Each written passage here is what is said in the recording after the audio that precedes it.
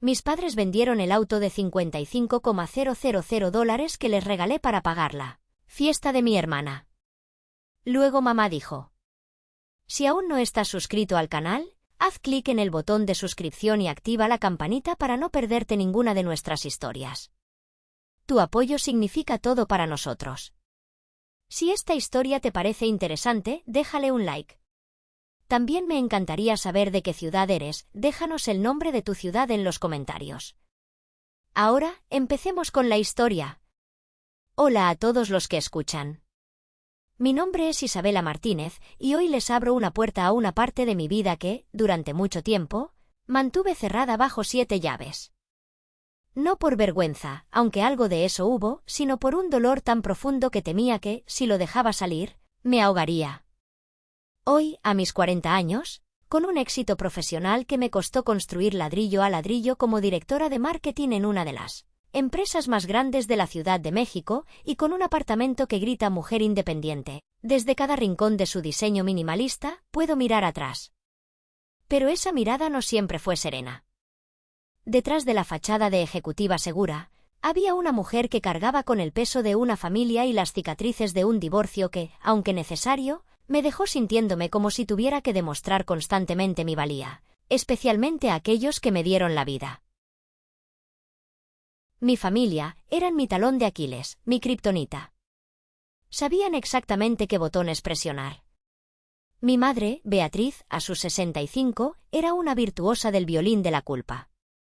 Podía pasar de la risa al llanto en segundos, siempre con un nuevo achaque, una preocupación mortal que, curiosamente, solo el dinero podía curar.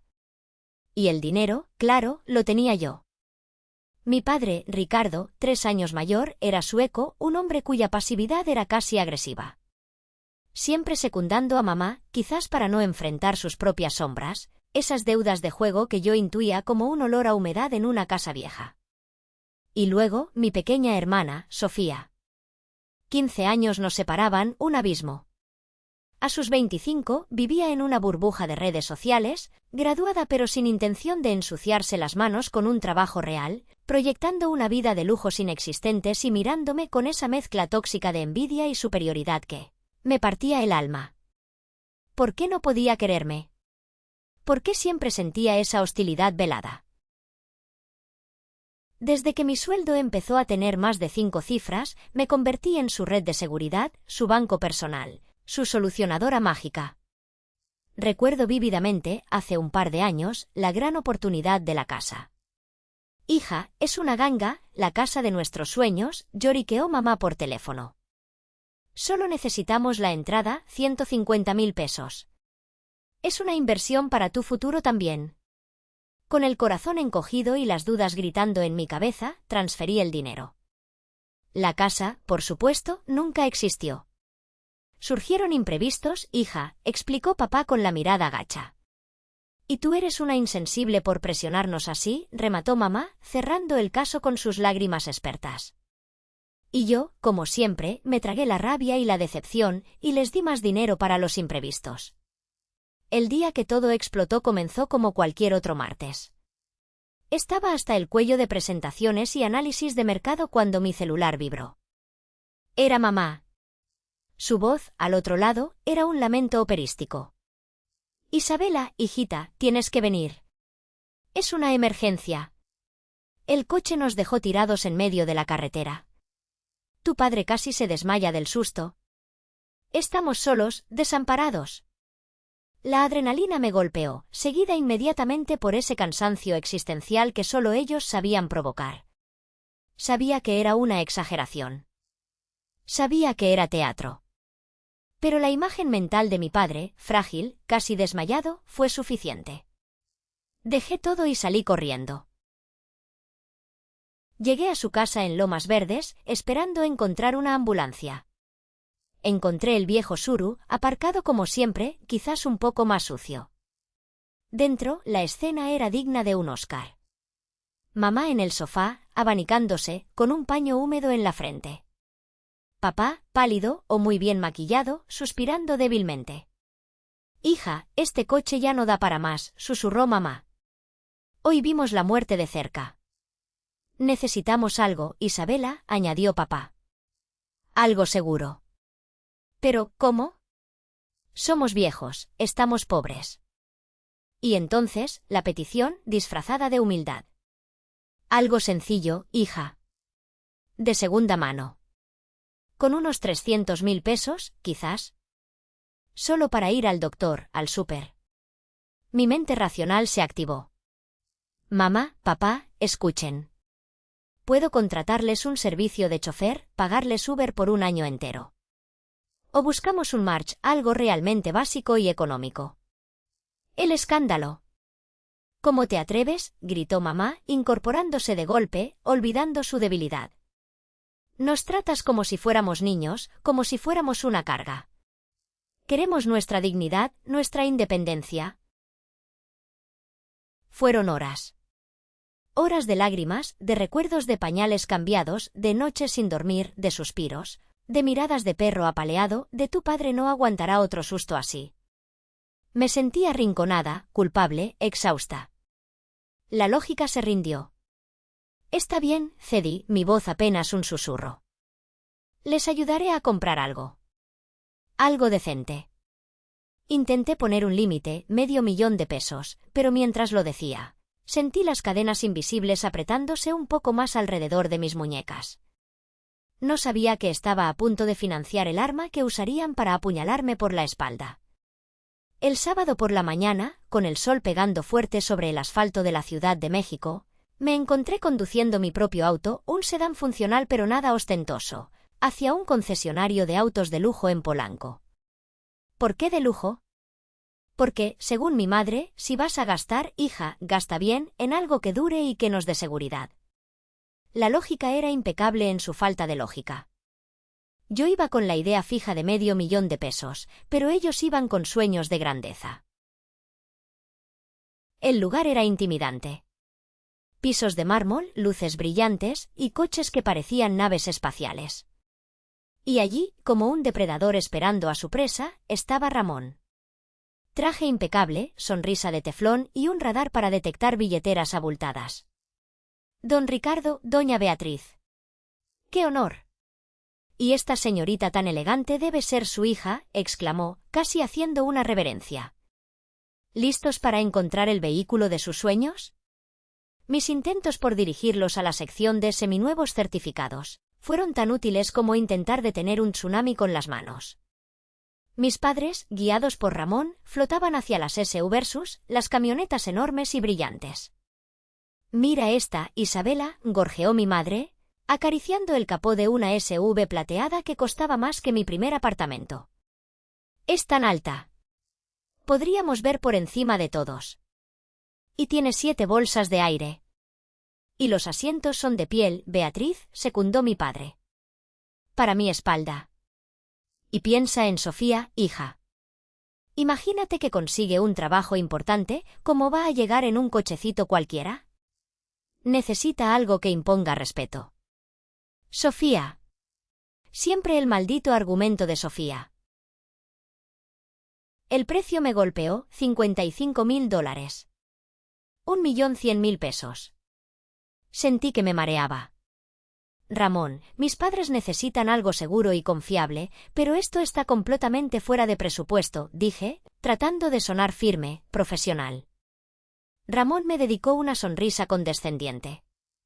Señorita Isabela, la seguridad y el confort no tienen precio. Piense en sus padres. Además, es una inversión a largo plazo. Y tenemos planes de financiamiento. No necesito financiamiento, Ramón. Necesito un precio razonable, insistí. Pero era yo contra 3. Ricardo empezó a toser, a agarrarse el pecho. Me siento un poco agobiado, hija. Quizás si probamos esta, es tan suave. Mamá me jaló a un rincón. Isabela, por favor. No nos hagas esto. ¿No ves que tu padre se está poniendo mal? ¿Tanto te cuesta darnos un gusto, uno solo, después de todo? En mi desesperación, marqué el número de Lucía. Lu, estoy en el infierno, susurré al teléfono. Quieren una camioneta de más de $1 millón. Ayúdame. Lucía fue clara: Isa, cuelga y vete. Es una trampa. Diles que no y punto. Pero Beatriz, con su oído supersónico, escuchó mi tono y vio mi cara. Se acercó, y las lágrimas, puntuales como siempre, aparecieron. Ya veo. Hasta tu amiga te pone en nuestra contra. Somos un estorbo para ti. Mejor nos hubiéramos muerto en la carretera. Clic. Algo se rompió dentro de mí. La resistencia, la lógica, la dignidad. Todo se desvaneció. Estaba cansada. Tan cansada de luchar. Está bien, Ramón, dije, mi voz sonando lejana, extraña. Nos llevamos esta. Firmé los papeles, vi el cargo aparecer en mi banca en línea, sentí un dolor físico, agudo. Les entregué las llaves. Sus caras eran un poema de triunfo. Sabía que entenderías, hija, dijo mamá, besándome fríamente. La cena de celebración fue en su casa. Llevé un vino caro, intentando ahogar mi malestar. Sofía estaba allí, por supuesto, más absorta que nunca en su teléfono. Apenas levantó la vista. La conversación giró, como era de esperar, en torno a la camioneta y, sobre todo, a la inminente graduación de Sofía. Mi amiga Jimena tuvo su fiesta en la Hacienda San Ángel, dijo Sofía, mirando sus uñas perfectamente cuidadas. Fue espectacular. Día, banquete de 5 tiempos, barra libre. Algo así merezco yo, ¿no? Digo, por todo mi esfuerzo. Miró la llave de la SV, que papá había puesto como trofeo en el centro de la mesa, y una sonrisa calculadora se dibujó en sus labios. Intenté conectar. ¿Y qué planes tienes ahora, Sophie? ¿Buscar trabajo? Me fulminó con la mirada. ¿Trabajo? Ay, Isa, qué anticuada. Mi plan es ser influencer, viajar, vivir. No todos nacimos para ser esclavas de oficina amargadas como tú. Y hablando de eso, deberías ser más generosa con mamá y papá. Tienes dinero de sobra, ¿no? Cada palabra era un golpe. Me levanté, alegando cansancio y una junta temprana. Nadie me detuvo. Sofía ni siquiera dijo adiós. Conduje de vuelta a mi lujoso y solitario apartamento, sintiendo el peso de ese 1.100.000 pesos y la certeza absoluta de que había cometido el peor error, financiero y emocional de mi vida. El mes siguiente transcurrió en una niebla de trabajo y una creciente ansiedad.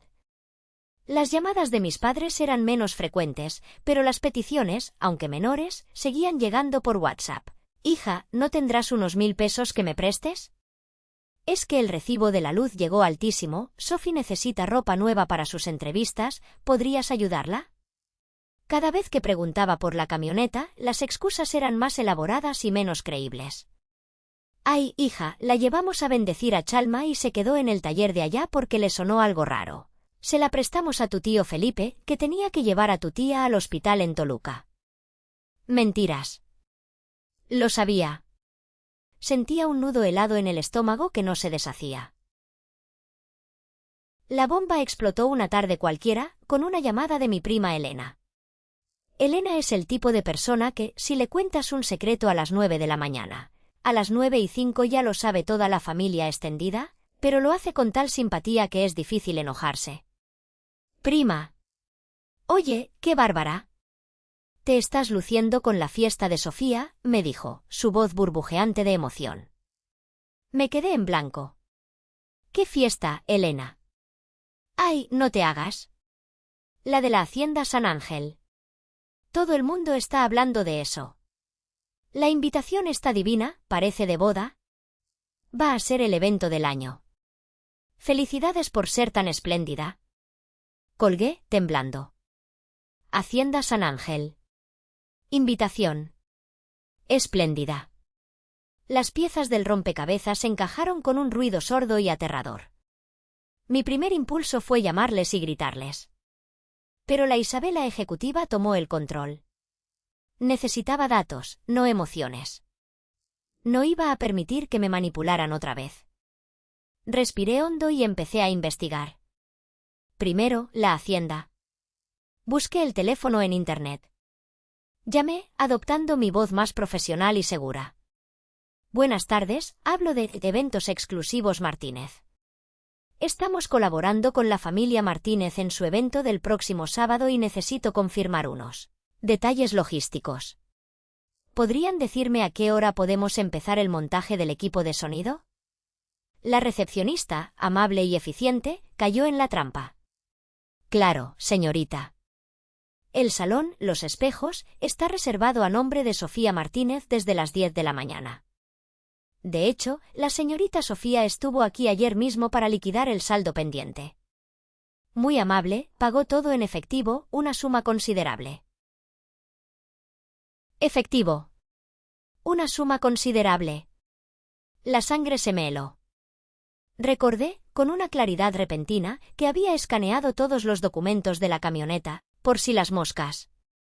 Abrí mis archivos. Allí estaba el número de serie, el VIN. Con manos temblorosas, empecé a buscar en los principales portales de venta de autos usados en México. Mercado Libre, Seminuevos, Kavak. Y allí estaba. En la segunda página de resultados. Inconfundible. La SV plateada. Las mismas fotos que le tomé el día que la sacamos del concesionario. Pero el título me desgarró, urge. Camioneta de lujo, precio de oportunidad, solo efectivo.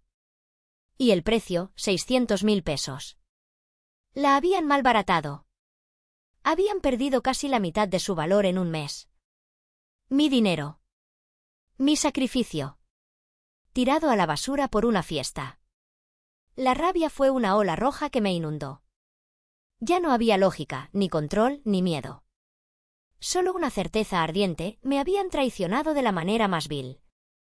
Conduje hasta su casa, saltándome semáforos, con el corazón martillándome en las sienes.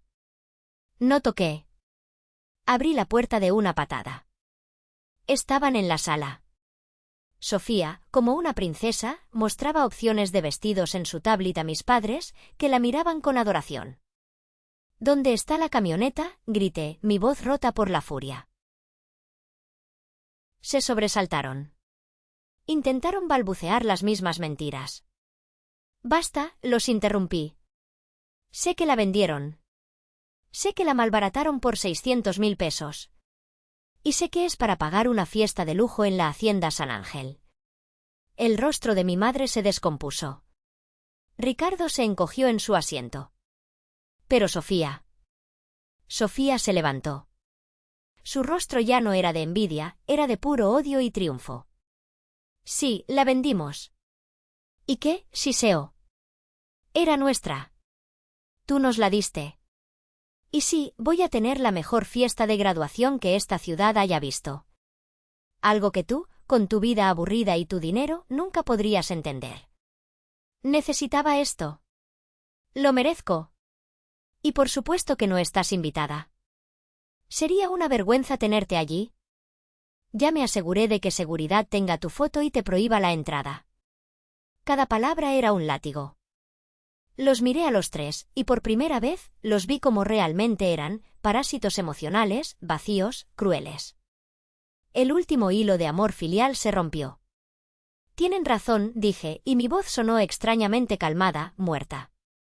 Era suya. Y esta es su decisión. Disfruten su fiesta. Ahóguense en su lujo barato. Me di la vuelta. Y mientras caminaba hacia la puerta, escuché la risa burlona de Sofía. Ese sonido sería el combustible para lo que vendría después. El dolor inicial dio paso a una furia helada. La traición era tan monumental, tan descarada, que anulaba cualquier atisbo de compasión. Pero ellos no se detuvieron ahí. Sofía, envalentonada por su triunfo, decidió convertir mi humillación en un espectáculo público. Su Instagram se inundó de fotos de la fiesta. No eran solo fotos, eran una declaración de guerra. La hacienda iluminada, mesas repletas de comida gourmet, botellas de champagne, ella con un vestido de diseñador que probablemente costó mi sueldo de una quincena. Y las etiquetas, las etiquetas. En cada foto, mi nombre, @Isabela_MTZ, mira lo que te perdiste. @Isabela_MTZ. Gracias por el aporte, hermanita. La mejor fiesta, gracias papis, y gracias Isa. Incluso subió una story brindando con sus amigas, riendo a carcajadas y diciendo, por las hermanas mayores. ¿Y sus generosas tarjetas de crédito? Los mensajes y llamadas de amigos y familiares no tardaron. ¿Todo bien, Isa? ¿Por qué no fuiste a la fiesta de Sophie? Se veía increíble, ¿están peleadas? Tenía que mentir, inventar excusas, tragarme el veneno. Me sentía sola, expuesta, ridiculizada. Lucía fue mi salvavidas. Isa, esto es inaceptable, me dijo, sus ojos llenos de indignación. No puedes seguir siendo su alfombra. Tienes que hacer algo. No por venganza, sino por ti. Por tu dignidad. Al principio, dudé. ¿Valía la pena? ¿No era mejor simplemente desaparecer? Pero entonces, como si el destino quisiera darme el empujón final, sonó el teléfono. Era mamá. Su voz era un almíbar venenoso. Hija, mi vida, ¿cómo has estado? Te extrañamos tanto. No la dejé continuar. ¿Qué quieres, mamá? La dulzura se evaporó. Bueno, Isabela, ya que lo preguntas tan directamente. Se acerca mi cumpleaños. Y ha sido pero tan difícil andar en taxi, con tu padre y sus achaques. Y como ya no tenemos la camioneta, que, por cierto, nos dolió mucho venderla, pero fue por una buena causa, he pensado que un coche nuevo sería el regalo perfecto. No tiene que ser tan lujoso, claro. Uno más sencillito. ¿Nos lo merecemos, no crees? Después de todo, somos tus padres. Colgué. El teléfono casi se estrella contra la pared. La desvergüenza. La falta absoluta de conciencia. Pedirme otro coche. En ese momento, cualquier duda se esfumó.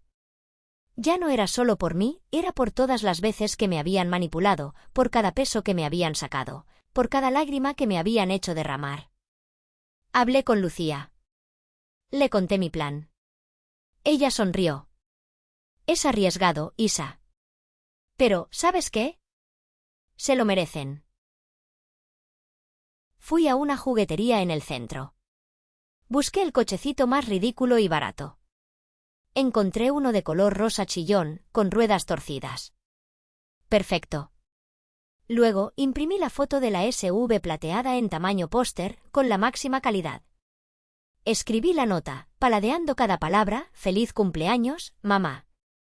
Aquí tienes el auto que pediste. Uno que refleja perfectamente la gratitud y la decencia que me han demostrado. La foto es para que nunca olviden lo que yo les di con amor y lo que ustedes desecharon por vanidad y egoísmo. Esto es todo lo que recibirán de mí. Para siempre. No vuelvan a buscarme. Isabela. Me enteré por Elena que mamá celebraría su cumpleaños a lo grande, en el restaurante La Casona, con todas sus amigas del club de canasta y la familia importante.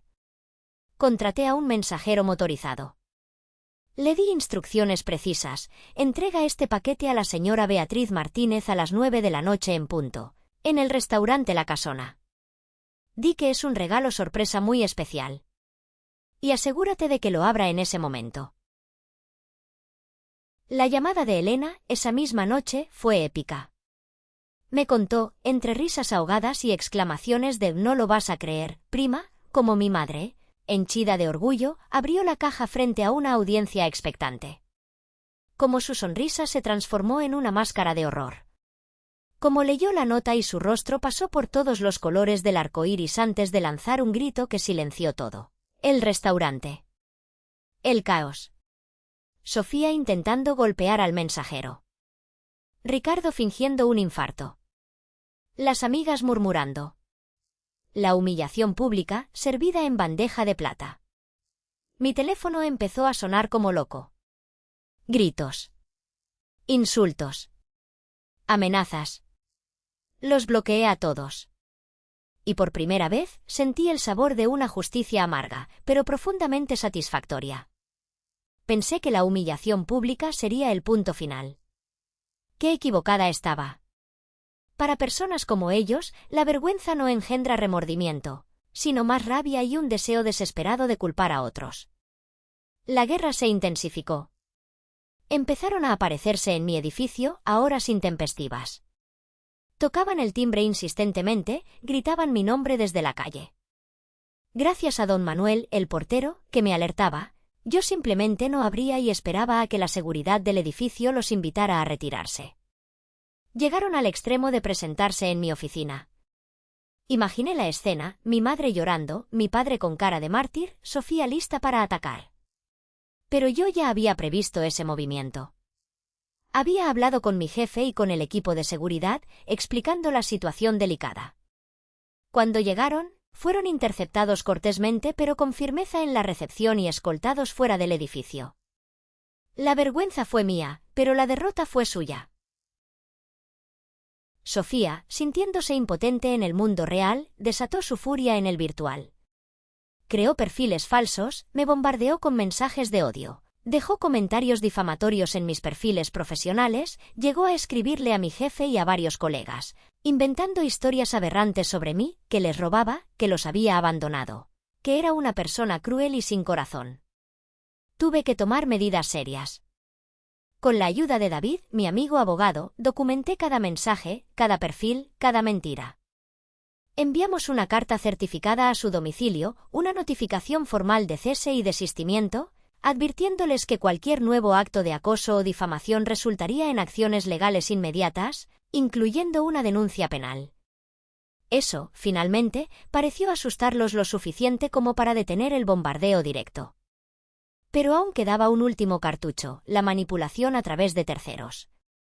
Tía Carmen, la hermana de mi madre, siempre resentida por mi independencia, se convirtió en la portavoz oficial de la campaña de culpabilización. Me llamó docenas de veces. Isabela, tienes que perdonarlos. Son tu familia. La sangre llama. Tu madre está destrozada, no come, no duerme. Todo por tu culpa. ¿Cómo puedes ser tan fría? ¿Te vas a quedar sola? Cuando vio que sus llamadas no surtían efecto, intentó una emboscada. Me llamó un domingo, sobrina, ven a comer a casa. Hice tu mole favorito. Tu madre estará aquí, quiere hablar contigo, pedirte perdón. Elena, mi prima, que ya no sabía dónde meterse pero sentía una lealtad conflictiva, me envió un mensaje de advertencia, no vayas. Es una trampa. Van a estar todos, tía Carmen, tus papás, Sofía. ¿Quieren acorralarte? No fui. Tía Carmen me dejó un mensaje de voz que era puro veneno, terminando con una profecía, te vas a arrepentir. Te vas a morir sola y amargada. El acto final de su desesperado teatro llegó unas semanas después. Una llamada frenética de Elena. Prima, tienes que venir. Tu papá está gravísimo. Le dio un infarto. Lo tienen que operar de urgencia del corazón y no tienen seguro ni dinero. Tu mamá dice que eres su única esperanza. Por un segundo, mi corazón se detuvo. El pánico, la culpa ancestral, amenazaron con resurgir. ¿Y si esta vez era verdad? ¿Podría vivir conmigo misma si le pasaba algo? Pero la desconfianza, ganada a pulso, era más fuerte. Con manos frías, busqué el número del hospital que Elena mencionó. Llamé a Informes. Pregunté por Ricardo Martínez. La respuesta fue rápida y clara, no, señorita. No tenemos ningún paciente con ese nombre ingresado ni programado para cirugía cardiovascular. La mentira. La última, la más baja. Y con ella, la última duda se disipó. Han pasado 6 meses desde esa última llamada. 6 meses de un silencio bendito. A veces, Elena me cuenta cosas. Que Ricardo sí tiene problemas de salud, pero por la presión y las deudas. Que Sofía sigue sin encontrar trabajo, culpando al mundo y a mí. Que Beatriz envejece rápidamente, consumida por la amargura. Que piden dinero prestado, pero las puertas se les cierran. No siento alegría, quizás solo una triste confirmación de que cosecharon lo que sembraron. Yo, en cambio, he florecido. Marco, mi pareja, es un bálsamo. Me escucha, me apoya, me respeta. Compré ese pequeño departamento en la playa, mi santuario. Viajo con Lucía, reímos, planeamos. He vuelto a invertir en mí, en mi paz, en mi futuro. Estoy aquí ahora, en mi terraza frente al mar. El sol se pone, pintando el cielo de naranja y violeta. Marco me abraza. Lucía levanta su copa. Mi teléfono vibra. Un número desconocido. Ojalá te mueras sola y amargada. Papá está muy mal por tu culpa. Sé que es Sofía. Leo el mensaje. Respiro el aire salado. Y lo borro. Sin responder. Sin sentir nada más que una inmensa, abrumadora y definitiva paz. Levanto mi copa y brindo. Por la paz, digo. Por la libertad. Por nosotros. Y sé, con una certeza que nace de lo más profundo, que he vuelto a nacer. Ese fue el desenlace inquietante pero profundamente empoderador de Isabela, quien se negó a donar su médula para liberarse de 15 años de abuso psicológico, transformando su dolor en fuerza al crear una fundación para ayudar a otros. Pero parece que al universo le encanta crear coincidencias extrañas. En nuestra siguiente historia, la protagonista vuelve a llamarse Isabela, e irónicamente, también debe enfrentarse a una familia tóxica que favorece descaradamente a la hermana menor, también llamada Sofía. En lugar de exigir médula ósea como en la historia anterior, esta Sofía exige una fiesta de graduación extravagantemente lujosa. Para complacer a su princesa, los padres venden a escondidas la camioneta de $55.000 que Isabela les había comprado con tanto sacrificio, y encima le prohíben asistir a la celebración. Pero esta Isabela tampoco es de las que se dejan pisotear. Acompáñenme a descubrir cómo responde a la desfachatez de su madre regalándole un auto de juguete rosado y desenmascarando a toda su familia en medio de un restaurante de lujo. Mi familia me llamó inútil hasta que mi hermana necesitó la salvación que solo yo podía darle. Si aún no estás suscrito al canal, haz clic en el botón de suscripción y activa la campanita para no perderte ninguna de nuestras historias. Tu apoyo significa todo para nosotros. Si esta historia te parece interesante, déjale un like. También me encantaría saber de qué ciudad eres, déjanos el nombre de tu ciudad en los comentarios. Ahora, empecemos con la historia.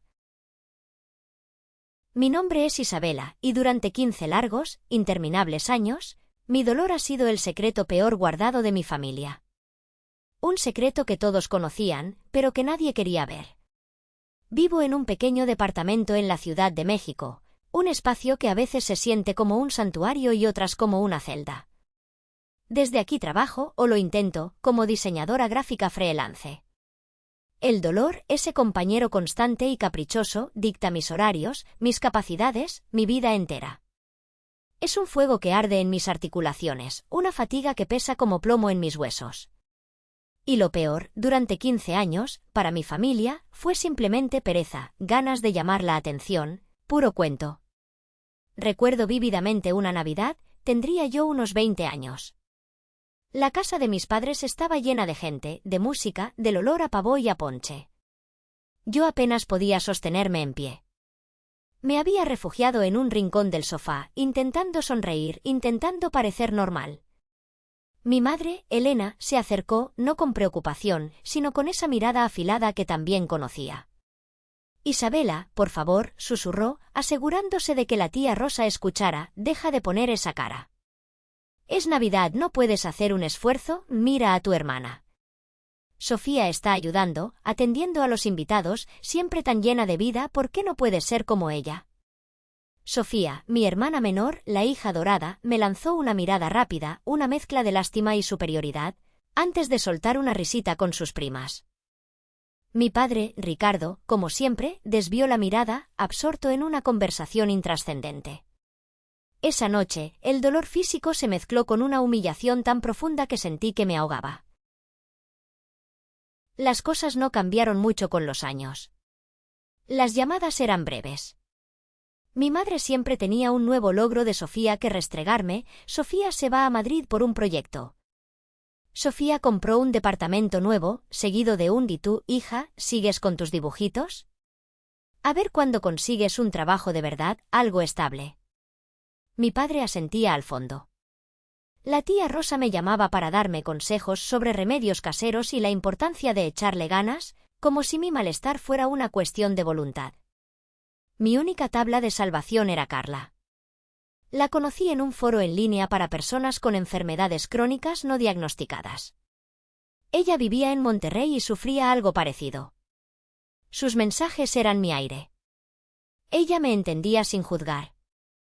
Fue Carla quien, harta de verme sufrir y de oír sobre la indiferencia de mi familia, se puso a investigar. Isa, me escribió un día, hay un doctor en el Hospital Central, un tal doctor Ramírez. Dicen que es diferente, que se especializa en casos raros y que de verdad escucha. Tienes que ir. No te rindas. La idea me aterraba. Otra decepción, más dinero gastado. Estaba endeudada hasta el cuello por médicos que me habían recetado antidepresivos o que, peor aún, me habían dicho que todo estaba en mi cabeza. Mi familia se había negado a ayudarme con los costos para que aprendiera a ser responsable. Pero Carla insistió. Incluso me ofreció prestarme dinero para la consulta. Avergonzada pero desesperada, vendí un pequeño collar de mi abuela, uno que mi madre nunca valoró, y saqué la cita. El consultorio del doctor Ramírez era diferente. No había prisa. Me escuchó durante casi una hora, tomando notas, haciendo preguntas que nadie me había hecho. Revisó mi enorme expediente con una paciencia infinita. Al ver mi apellido, frunció el ceño por un instante. ¿Su familia es de aquí?, y preguntó. Asentí. Recuerdo vagamente haber tratado a su abuelo hace muchos años, un caso complicado, murmuró. Ese pequeño destello de reconocimiento me dio una extraña esperanza. Ordenó una serie de pruebas genéticas y autoinmunes, algunas muy específicas. Vamos a llegar al fondo de esto, Isabela, me dijo, y por primera vez en mucho tiempo, sentí que alguien realmente lo decía en serio. La espera fue una agonía. 2 semanas después, estaba de nuevo frente a él, con las manos temblando. Abrió el sobre y leyó en silencio. Luego, levantó la vista y sus ojos se encontraron con los míos. Lo tenemos, dijo suavemente. Es una enfermedad genética autoinmune poco común. Se llama. Pronunció un término largo y complicado. Pero lo importante es que tiene nombre. Y tiene tratamiento. Tus síntomas coinciden perfectamente. Sentí que el suelo se movía. 15 años. 15 años de dudas, de dolor, de humillaciones, y ahora tenía un nombre. Tenía una prueba. Lloré. Lloré de alivio, de rabia, de tristeza acumulada. Pedí copias certificadas de todo. Al salir, el doctor Ramírez me preguntó, ¿vas a decírselo a tu familia? Sostuve los papeles con fuerza. Pensé en mi madre, en mi padre, en Sofía. Pensé en sus miradas, en sus palabras. No, respondí con una calma que me sorprendió. No todavía. Esa noche, guardé los documentos en una pequeña caja de metal bajo mi cama. Mi teléfono vibró. Era mi madre. Sofía se acaba de comprometer con Mateo, será la boda del año, ¡qué emoción! ¿Cuándo nos darás tú una alegría así? Miré la caja. Pronto, susurré a la habitación vacía. Pronto sabrán lo que es necesitar de verdad. Los meses siguientes fueron un torbellino de preparativos para la boda del año. Sofía y Mateo, su flamante prometido, un tipo engreído y materialista, no escatimaban en gastos. Mi familia estaba en su elemento. Cada conversación giraba en torno al vestido de diseñador, el salón de lujo, la lista de invitados VIP. Para ellos, era más que una boda, era una declaración de estatus, una coronación para Sofía. Mi papel, como siempre, era secundario, casi invisible. Fui invitada, claro, pero con advertencias. Isabela, por favor, ese día trata de verte bien, sí, me dijo mi madre. Y si te sientes mal, mejor avisas y no vienes. No queremos arruinarle el momento a tu hermana. La tía Rosa se encargó de esparcir que, obviamente, yo no sería dama de honor porque pobrecita, Con sus achaques, no aguantaría y, además, no daría buena imagen en las fotos. A pesar del dolor y la humillación, algo en mí me obligaba a observar. Y noté cosas. Pequeños detalles que no encajaban en la fachada perfecta de Sofía. La vi masajearse las muñecas a escondidas. La sorprendí tomando analgésicos más a menudo de lo normal. Su sonrisa a veces parecía forzada, y había una palidez bajo su costoso maquillaje que me resultaba extrañamente familiar. Una vez la escuché discutir por teléfono, diciendo, «No puede ser solo estrés, me duele de verdad». ¿Estaba proyectando mi propia realidad?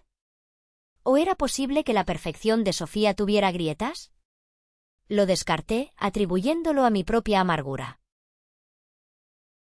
Llegó el día de la boda. Me puse mi mejor vestido, uno que había comprado de segunda mano, y me maquillé con cuidado para ocultar las ojeras. Me sentía como una intrusa, una nota discordante en esa sinfonía de lujo y sonrisas falsas. Me asignaron una mesa al fondo, cerca de la cocina.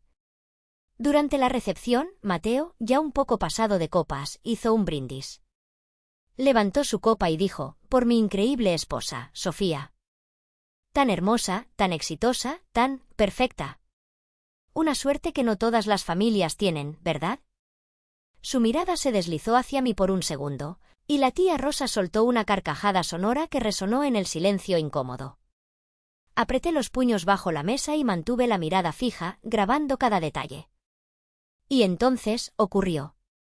Justo cuando iban a cortar el monumental pastel, mientras los fotógrafos disparaban sus flashes y los invitados aplaudían, Sofía se tambaleó. Su sonrisa se congeló, sus ojos se pusieron en blanco y se desplomó sobre la mesa, arrastrando copas, platos y el costoso adorno del pastel. El silencio dio paso a gritos, al pánico. Mateo corrió hacia ella, pero su primera reacción fue gritarle al personal, «Hagan algo, llamen a una ambulancia. Que nadie tome fotos». Mi madre se desmayó. Mi padre estaba paralizado, pálido como un fantasma. Yo me levanté, mi propio dolor olvidado por un instante, y me abrí paso entre la multitud. En el hospital, la escena era aún más caótica.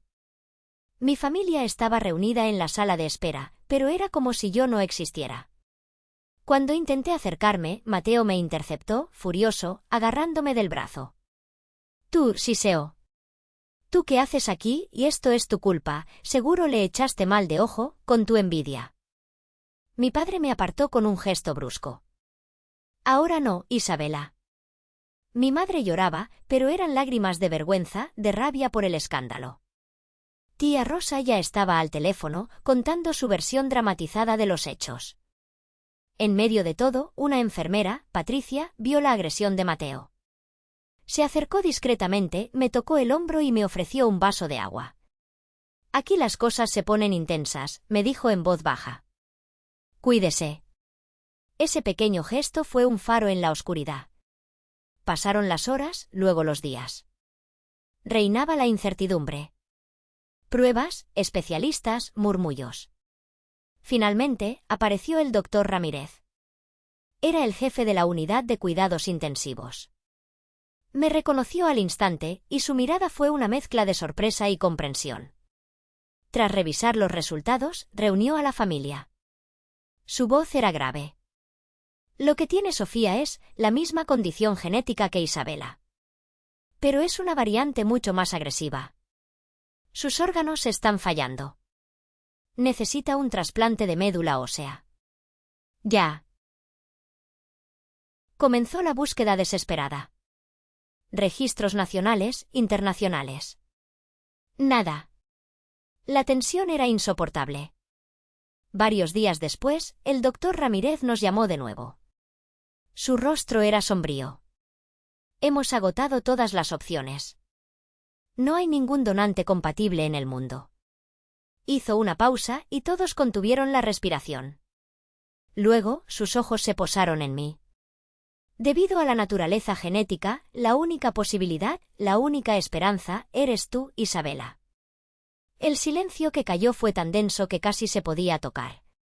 Todas las miradas, antes llenas de desprecio, hostilidad o indiferencia, se volvieron hacia mí.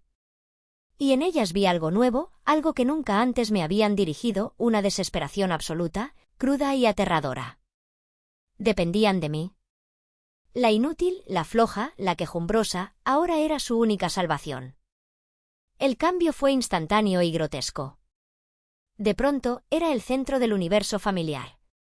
Elena, mi madre, se abalanzó sobre mí intentando tomar mi mano, sus ojos llenos de lágrimas, ¿sinceras? Lo dudaba. Hija mía, perdóname, nunca supimos, tienes que ayudar a tu hermana. Aparté mi mano instintivamente.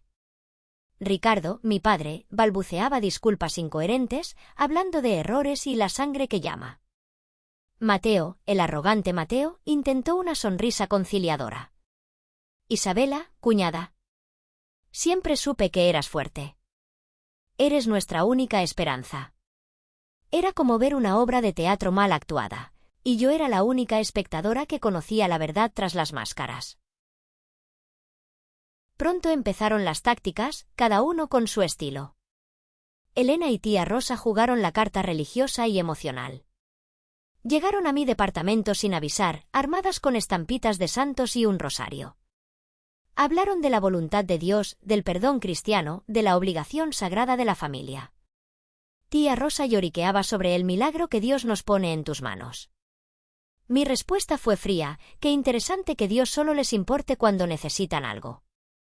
¿Dónde estaba él cuando yo le rezaba cada noche pidiendo que alguien me creyera?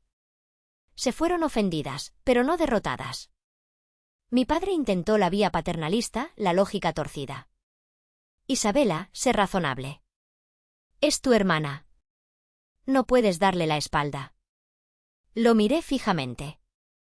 Era razonable colgarme el teléfono cuando te llamé desde urgencias porque Sofía tenía un examen importante. Papá, era razonable decirme que le echara ganas cuando no podía ni caminar. Se quedó sin palabras. Mateo fue el más directo y despreciable. Me citó en un café elegante. Hablemos de negocios, Isabela, dijo, sacando una chequera. ¿Cuánto quieres? 1.000.000 de pesos. 2, ¿quieres un departamento en Polanco, un coche nuevo? Pide lo que quieras. Tu precio. Pero salva a Sofía. La risa que me salió fue seca, amarga. ¿Mi precio? ¿Crees que 15 años de humillación, de dolor, de abandono, tienen un precio, Mateo? ¿Dónde estabas tú cuando yo vendía mis cosas para pagar medicinas que ni siquiera funcionaban? Se puso pálido, pero insistió. Piensa en tu futuro, o podrías encontrarte con muchos problemas si te niegas. Carla ya me había ayudado a investigar, nadie podía obligarme. Sonreí. ¿Problemas legales? Fascinante. Me encantaría ver cómo intentas demandarme por no regalar un órgano. ¿Quieres que hablemos con mi abogado? El farol funcionó, retrocedió. Incluso intentaron una emboscada. Me llamaron a casa de mis padres con el pretexto de una charla familiar importante. Apenas entré, me rodearon. Me presionaron, me suplicaron, me culparon sutilmente. Pero yo estaba preparada. Sospechando algo, había activado la grabadora de mi teléfono en el bolsillo. Registré cada palabra, cada súplica falsa, cada amenaza velada. Decidí jugar su juego, pero con mis reglas. Empecé a poner condiciones, no para ceder, sino para exponerlos. Está bien, les dije en esa reunión trampa. Podríamos hablarlo. Pero quiero una disculpa pública. Un anuncio pagado en el periódico, detallando cada vez que me llamaron mentirosa, cada vez que me ignoraron. Sus caras eran un poema. Y quiero que creen una fundación para investigar mi enfermedad, con una donación inicial de, digamos, 5 millones de pesos. A nombre de Sofía, claro. Los vi dudar, calcular. No dije ni sí ni no. Solo los observé retorcerse. Sofía me mandaba mensajes desde el hospital. Al principio eran disculpas vagas. Luego empezó a recordar buenos tiempos, fotos de niñas, canciones que nos gustaban. Era una manipulación torpe. Le respondí, los recuerdos no borran las cicatrices, Sofía, ¿por qué debería creerte ahora? Su respuesta fue diferente esta vez, una grieta en su fachada, porque yo te vi y me dio miedo. Miedo de que me pasara lo mismo. Miedo de no ser la favorita. Me callé. Fui cobarde. Perdón. Era la primera vez que admitía algo, pero sabía que venía del pánico.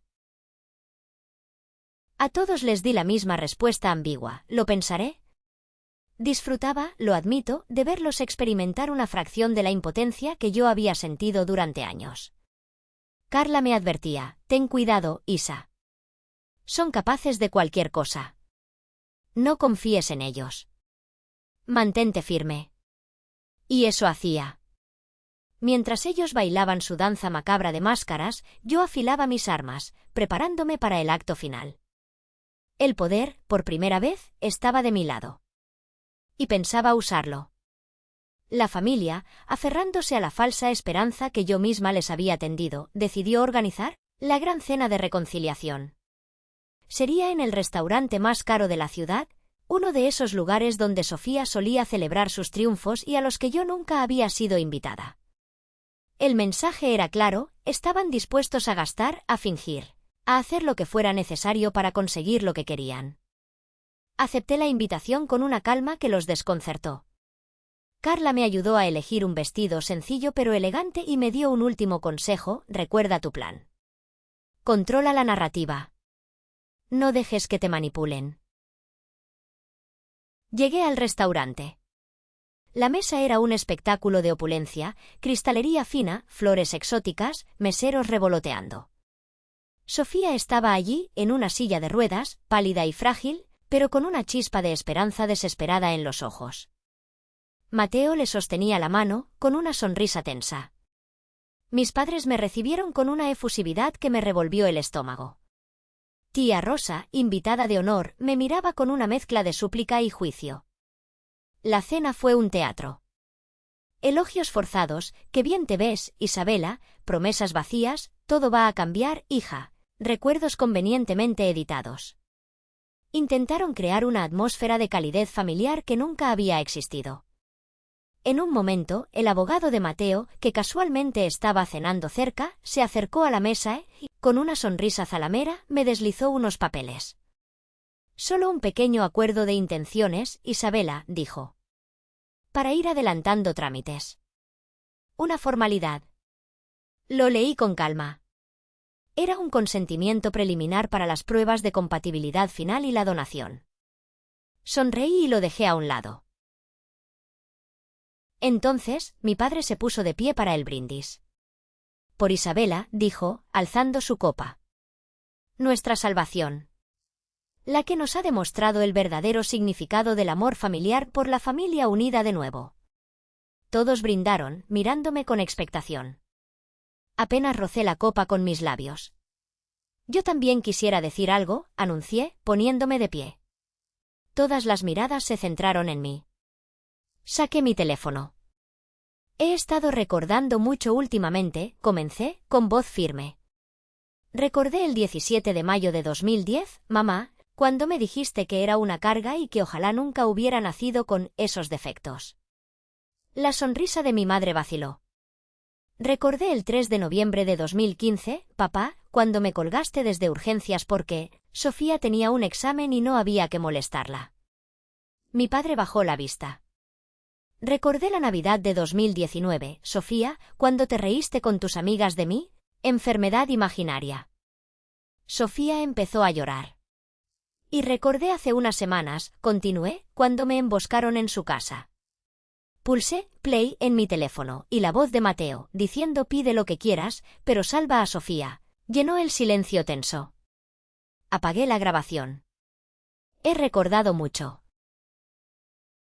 Pero todo eso quedará atrás, exclamó Elena, desesperada. Te daremos lo que sea, el dinero, la casa, la disculpa pública. Mateo asintió frenéticamente. Los miré a todos, uno por uno. Y entonces pronuncié las palabras que había ensayado 1000 veces en mi mente. Mi respuesta es no. No seré su donante. El caos se desató. Mi madre gritó. Tía Rosa se santiguó. Mateo se puso de pie de un salto, tirando la silla. No puedes hacer esto, te demandaremos, te obligaremos. Fue entonces cuando di el golpe de gracia. No pueden, dije, con una calma aterradora. Y no es por un capricho. Es porque, después de verlos tan ansiosos, fui con el doctor Ramírez. Hicimos nuevas pruebas. Y resulta que mi propia enfermedad, gracias a 15 años de estrés, negligencia y falta de tratamiento adecuado, cortesía de ustedes, ha afectado mi propia médula. Un informe médico oficial, firmado y sellado, confirma que no soy una candidata viable para la donación. Sería un riesgo inaceptable para mi propia salud. ¿Mentira o verdad? ¿Quién podía saberlo? Solo el doctor Ramírez y yo. Y él, compadecido por mi historia, había estado dispuesto a firmar un informe que me protegiera. Así que, aunque quisiera, concluí, mirándolos con frialdad, ya no puedo. Intentar obligarme sería inútil.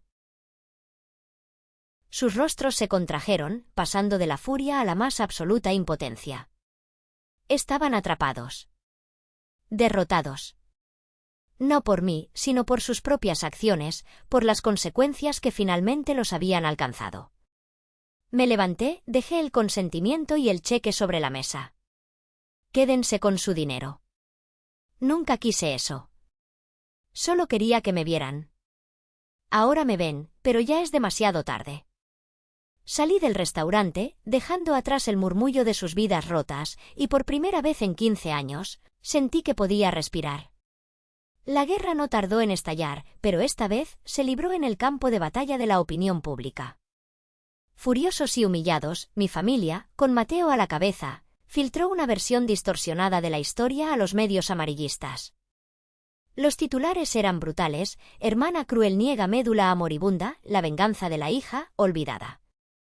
Publicaron fotos mías de mis pocos días buenos, intentando demostrar que mi enfermedad era una farsa. Mi tía Rosa se convirtió en la principal fuente de chismes, llamando a cada pariente, a cada conocido, para pintar mi retrato como un monstruo desalmado. Las redes sociales se incendiaron. Recibí amenazas de muerte, mensajes llenos de odio. Fue un infierno. Pero algo inesperado sucedió. Carla, mi guerrera incansable, no se quedó callada. Usando el hashtag almohadilla yo le creo a Isabela, empezó a contar mi historia, la versión real, en foros y redes. Pronto, otras personas con enfermedades invisibles, con historias de gaslighting médico y abuso familiar, se unieron. Compartieron sus propias luchas, su propio dolor. El hashtag se hizo viral. La narrativa empezó a cambiar. Expertos médicos hablaron sobre la dificultad de diagnosticar estas enfermedades, psicólogos explicaron las dinámicas familiares tóxicas. Mi historia dejó de ser solo mía, se convirtió en un símbolo para muchos.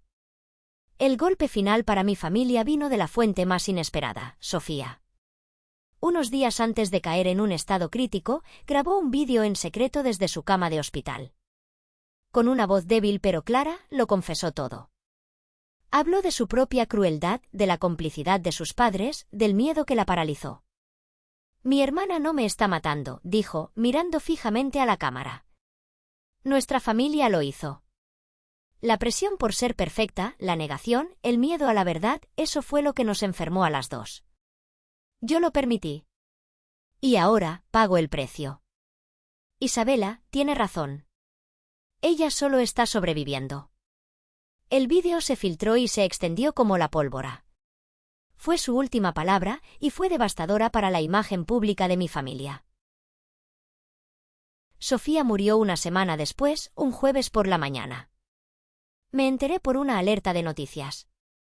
Estaba en un café y la taza tembló en mis manos. No sentí alegría, ni siquiera tristeza. Solo un vacío profundo, la sensación de un capítulo cerrado con violencia. Mi madre me envió un único mensaje: no te atrevas a venir al funeral. Ya hiciste suficiente daño. No pensaba ir. Siguiendo el consejo de Carla, me fui. Viajé a Oaxaca, buscando paz entre sus colores y montañas. Empecé a conocer en persona a algunas de las personas de la red de apoyo, a compartir historias, a sentir una comunidad que nunca tuve. Fue allí donde recibí la llamada de la licenciada Vargas, la abogada de Sofía. Mi cliente le dejó algo, me informó. Una carta y un paquete. Insistió mucho en que los recibiera. Dudé, pero acepté. El paquete llegó unos días después. Contenía diarios detallados de Sofía, grabaciones de audio donde discutía con mis padres y ellos minimizaban sus primeros síntomas, la prueba irrefutable de que ellos también sabían o sospechaban y eligieron ignorarlo. Y contenía una carta. En ella, Sofía detallaba su miedo, su envidia, su cobardía. Y me revelaba que había abierto una cuenta bancaria a mi nombre con una suma considerable. «Úsalo para vivir, Isa», escribió. «O úsalo para exponerlos. Te ganaste el derecho a elegir. Sé libre». Regresé a la Ciudad de México. Pero no volví a ser la misma. Pedí una reunión con mis padres. Fui acompañada por Carla y la licenciada Vargas. No hubo gritos ni reproches. Simplemente puse los diarios y las grabaciones sobre la mesa. «Esta es la verdad», les dije. La verdad que ignoraron, la verdad que mató a su hija, perfecta, y casi me mata a mí. No quiero nada de ustedes. Solo quiero que sepan que yo sé. Y que a partir de hoy, nuestra relación ha terminado. Cualquier intento de contacto será considerado acoso. Mi madre se derrumbó, un llanto roto y tardío.